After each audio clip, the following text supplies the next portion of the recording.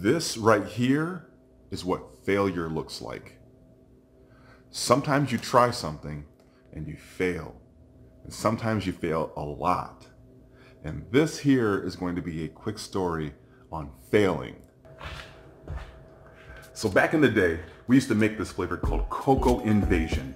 It was a chocolatey, brownie flavored popcorn made with real cocoa. I mean, this stuff is just absolutely delicious. It's killer. So we used to use a kit. And as you saw in one of my previous videos, that a kit is pretty much a pre-made package of ingredients made by a manufacturer. All you have to do is add maybe some sugar to it, and now you can go on through your cooking process. Well, as you know, we try to get away from those kits. We want to make all these recipes from scratch. So one day we got the idea, let's reverse engineer the kit so that we can have our own recipe and we never have to depend on the vendor to have it in stock, and it'll be a lot cheaper because we can get rid of any ingredients that we really don't need or want. So it was a win-win situation. For years we made this flavor, and then we stopped making it because it was seasonal. When we went back to make it about a year later, for some reason, it didn't work. The recipe just stopped working. What did we do wrong? Did we transpose numbers? Did we leave out an ingredient? It was a huge mystery and giant frustration.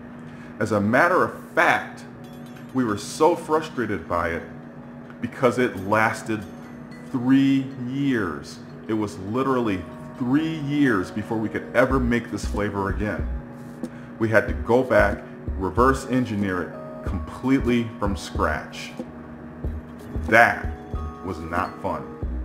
So all this popcorn that you see, these are us failing at making this Cocoa Invasion popcorn, this delicious brownie popcorn. That is an illustration of us failing. But lo and behold, about 3 months ago, we finally figured out the math. And here's the key. If you want to reverse engineer something, you have to understand how ingredient labels are written. Every ingredient label is written from the most to the least. And if you understand how much weight is in the package of ingredients, then you can kind of understand that the item on the list that has the most is going to have the most volume to it, and those at the bottom are going to have the least volume to it. The one at the bottom cannot have more than the next one up, or the next one up, so on and so forth. That's very important to know, because if you know that key fact, then you can weigh each ingredient and know that you have them in the right order.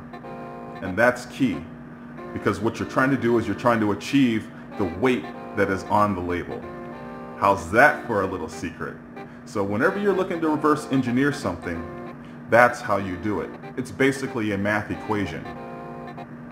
Now, I'm super happy to announce that yes, we finally did make it, and it is absolutely delicious. And I don't know if it's more delicious because it's just delicious, or because we had to work so hard to be able to do it. I think that is what makes it really sweet. All right, keep that popcorn poppin', and we'll see you on the next video.